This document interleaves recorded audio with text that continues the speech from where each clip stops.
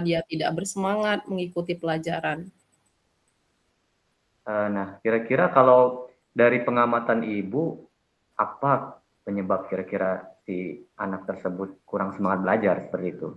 Mmm, jadi Pak, anak ini setelah saya amati dan saya tanyakan secara langsung, ternyata dia tidak suka pelajaran saya kan ngajar IPA tuh Pak Jul, Ya. dia tidak suka karena di pelajaran IPA itu kalau materi biologinya dia dia bilang, banyak sekali bahasa-bahasa ilmiah yang susah untuk dia hafal.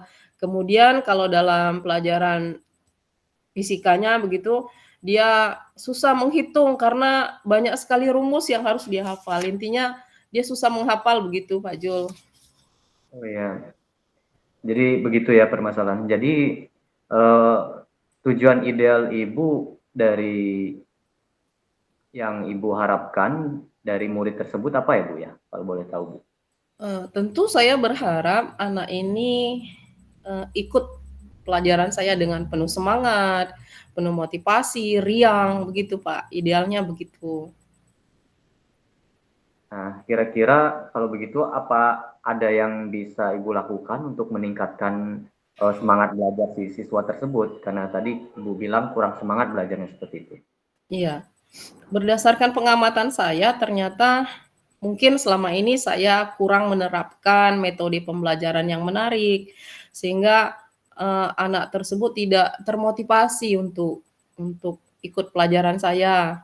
Mungkin juga kurang ice breaking yang saya berikan, jadi dia merasa sangat serius, jadi terbebani dengan hafalan, dengan rumus yang begitu banyak begitu, Pak Jul. Jadi itu, Pak Jul. Baik, kira-kira Ibu Susi pernah nggak menerapkan satu metode pembelajaran yang menurut Ibu itu berhasil seperti itu di kelas? Mmm, mungkin pernah, Pak, bukan mungkin sih, memang pernah pernah ada begitu. Jadi ada pernah metode yang saya terapkan di kelas, menggunakan beberapa media belajar yang variasi, metode yang menarik. Misalnya itu saya buat mereka berkelompok, saya ajak ke lab IPA, kemudian di lab itu mereka langsung menggunakan alat-alat. Jadi walaupun berhitung, tetapi mereka langsung menghitung dengan menggunakan alat dan membaca alat begitu. Jadi dan juga, saya menggunakan games games. Jadi mereka kan membawa HP tuh, menggunakan games, jadi ketika aplikasi Kahoot saya gunakan Pak Jul. Jadi apa, ketika dia di akhir pelajaran kan, jadi dia termotivasi untuk tahu materi. Jadi di akhir pelajaran dia berusaha untuk menang dalam kuis Kahoot begitu. Jadi itu yang metode pernah saya terapkan. Oke, eh, kalau begitu ada yang bisa Ibu lakukan untuk motivasi belajar tadi Ibu, Ibu ingin menerapkan satu metode ya, seperti itu. Iya. Baik, Ibu apakah eh, luar biasa sebenarnya yang Ibu lakukan ini, metode yang pernah Ibu lakukan mengenai dalam meningkatkan proses pembelajaran yang Ibu lakukan tadi sungguh luar biasa dan pengalaman tersebut bisa Ibu terapkan mungkin kira-kira untuk metode yang pernah Ibu lakukan atas keberhasilannya tadi, kira-kira kalau di rating dari 1 sampai 10, kira-kira berapa Bu? Kalau yang saya alami ketika menggunakan metode variasi tadi, menggunakan game Kahoot tadi, mungkin rating yang bisa saya berikan itu mungkin 8 atau 9 mungkin Pak Jul, begitu. Oh, itu sungguh luar biasa, Bu. Dari rating 8 sampai 9 itu Iya, merupakan tingkat keberhasilan yang sukses. Berarti Ibu dalam proses pembelajaran bisa meningkatkan semangat dan motivasi belajar siswa seperti itu. Nah, kira-kira rencana yang Ibu ingin lakukan dan bagaimana, Bu, langkah-langkahnya, Bu? yang akan saya lakukan tentu saya akan segera menerapkan metode pembelajaran yang bervariasi, kemudian banyak menggunakan ice breaking begitu. Mungkin untuk satu pertemuan itu bisa sekali atau 2 kali. Jadi ketika mereka bosan. Kemudian saya juga pasti akan mengupdate pengetahuan saya tentang informasi pembelajaran yang berpihak pada murid, agar tercapai tujuan pembelajaran yang baik, baik itu dari segi murid maupun dari saya sebagai seorang pendidik, gitu. Luar biasa apa yang ingin Ibu lakukan itu sungguh tindakan yang sangat rencana yang sangat bagus, Bu. Lalu siapa yang kira-kira Bu Susi ya yang bisa membantu menyusun rencana yang ingin Ibu laksanakan ini, Bu? Menurut saya yang bisa membantu tentunya kepala sekolah, kemudian rekan sejawat, dan nantinya, saya juga akan mengkomunikasikan dengan orang tua. Kenapa saya mengkomunikasikan dengan orang tua? Karena nanti kan kalau saya pakai Kahoot gitu kan tentu harus pakai handphone ya, Pak Jul. Iya. Jadi anak-anak membawa handphone, jadi orang tua harus tahu kalau dia diizinkan membawa handphone, begitu. Ya benar. Kolaborasi antara ibu dan orang tua itu memang sangat penting dan tidak hanya dengan orang tua tapi dengan rekan sejawat, Habis dengan waktunya Pak Julianto. Oke. Langsung refleksinya apa Pak Rianto? Baiklah. Untuk refleksinya singkat padat ya. Baik, Bu. Yang pertama tentu yang perlu ditingkatkan tadi adalah bagaimana memberikan satu pembicaraan yang lebih mendetail terhadap apa yang ingin disampaikan kepada Ibu Susi tadi. Jadi kemudian sebenarnya pada kali ini saya sudah menggunakan beberapa metode ataupun unsur-unsur dalam coaching ini seperti Tirta tadi. Dalam Tirta tadi, yang pertama tadi mengenai tujuan utama. Jadi dalam tujuan utama tadi saya sudah menanyakan apa kabar seperti itu. Jadi dengan menanyakan apa kabar, kemudian artinya saya membuka jalan untuk ibu ini bercerita pada kemudian Oke, Pak Yudanto, ya, buat teman-teman yang lainnya, ya, kita beri aplaus dulu untuk ini ya kelompok ya, Pak Yudanto. Sekarang gantian, nanti akan diringkas secara langsung. Sekarang gantian ya, ganti peran, Bu Susiana. Oke, sebagai coach ya. Iya, baik. Assalamualaikum Pak Jul, apa kabarnya? Waalaikumsalam, alhamdulillah Bu, kondisi sehat walafiat, akan tetapi ada sedikit permasalahan sih Bu, ini sebenarnya Bu, dalam proses pembelajaran Bu. Ada yang bisa saya bantu Pak Jul? Kalau Ibu nggak keberatan mungkin dan sedang tidak sibuk, bolehlah Bu. Kebetulan saya tidak sedang sibuk, tentu boleh Pak Jul. Ngomong-ngomong apa yang Pak Jul harapkan dari percakapan kita nanti? Sebenarnya saya ingin menemukan solusi dari permasalahan apa yang saya hadapi pada saat proses pembelajaran Bu. Itu sih dari percakapan ini yang saya inginkan seperti itu. Oh, memangnya Pak Jul ada masalah apa ya? Jadi begini Bu Susi, jadi pada saat proses pembelajaran itu ada siswa saya yang aktif, yang nilainya begitu bagus seperti itu, dan setiap diberi pertanyaan selalu angkat tangan, selalu menjawab pertanyaan seperti itu, selalu aktif lah kalau di kelas itu. Mau bertanya, ketika dikasih kesempatan untuk bertanya, dia bertanya. Tapi belakangan ini saya perhatikan anak tersebut terlihat murung seperti itu. Jadi nggak seaktif apa sebelumnya seperti itu. Nah, begitu Bu Susi. Oh ya, tadi Pak Jul bilang ada anak yang biasanya aktif menjadi kurang aktif, ya. Nah, apakah Pak Jul sudah pernah menelusuri masalah mengapa anak ini bisa berubah demikian?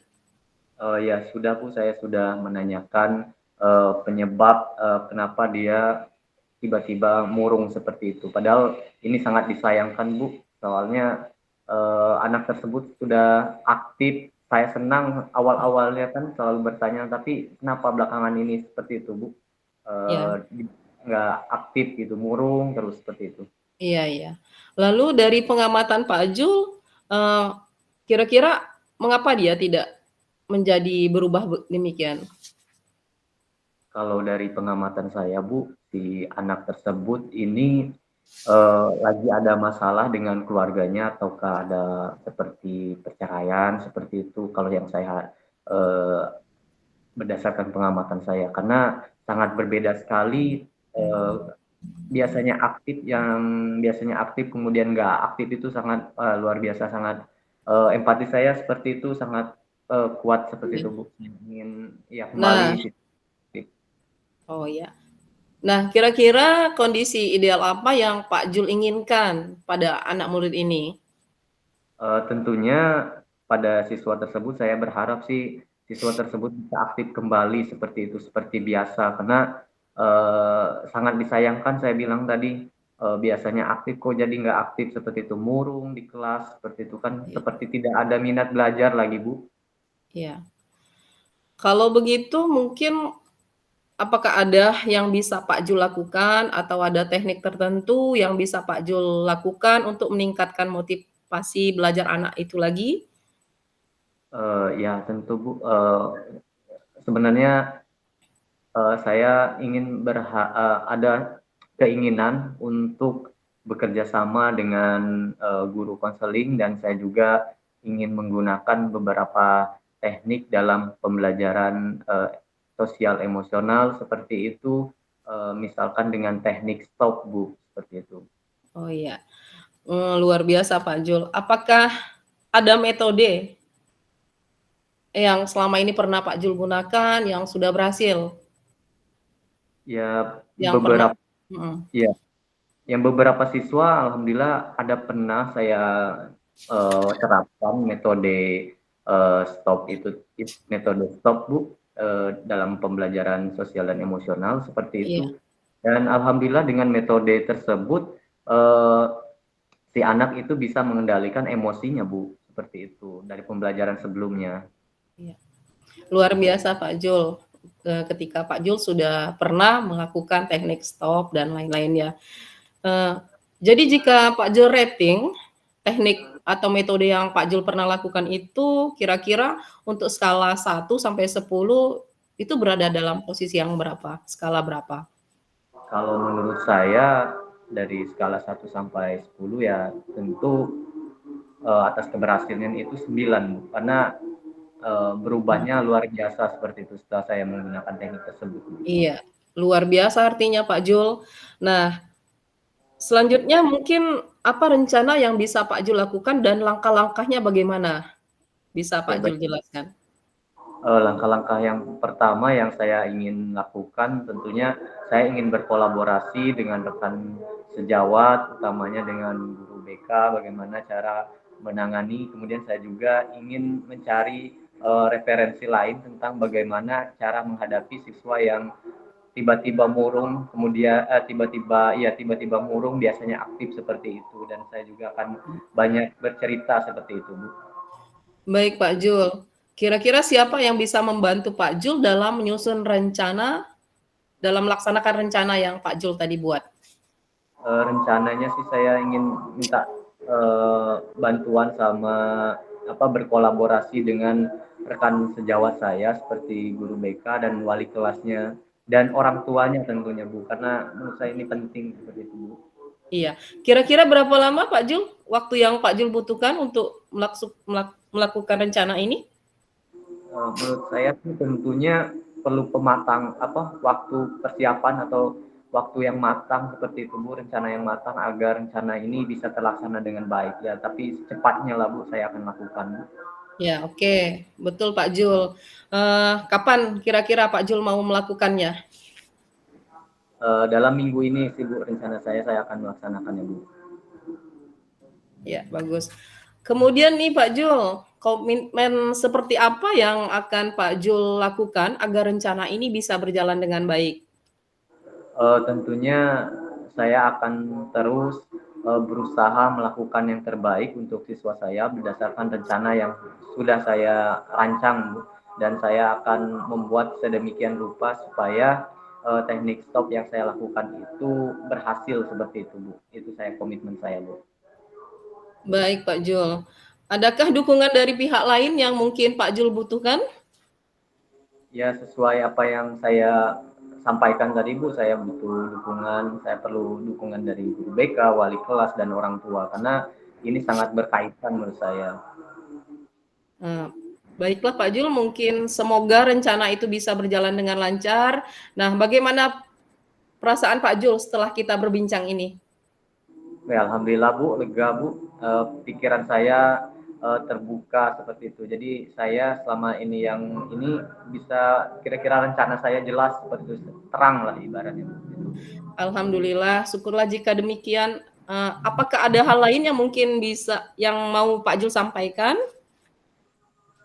Mungkin nanti suatu saat jika saya butuh bantuan seperti itu kepada Ibu ataupun cerita, saya mohon kesediaannya Ibu untuk membantu seperti itu, Bu. Itu saja sih yang saya harapkan. Iya. Saya senang mendengarkan cerita Pak Jul. Terima kasih kembali Pak Jul. Semoga kedepannya kita terus bisa saling berbagi. Demikian ya Pak Jul. Oke, lanjut Ibu tentang refleksinya. Refleksi dari untuk yang sudah kami lakukan tadi, kalau menurut kami sudah melakukan coaching dengan alur Tirta, itu ada tujuan utama, sudah ada identifikasi masalah, dan sudah ada rencana, dan sudah ada tanggung jawabnya, gitu Bu. Oke, kita beri aplaus untuk kelompok 1 ya, kelompok 2 Pak Julianto ya, sama Bu Siana. Jadi di sini Bapak Ibu ya, jangan lagi dalam hal coaching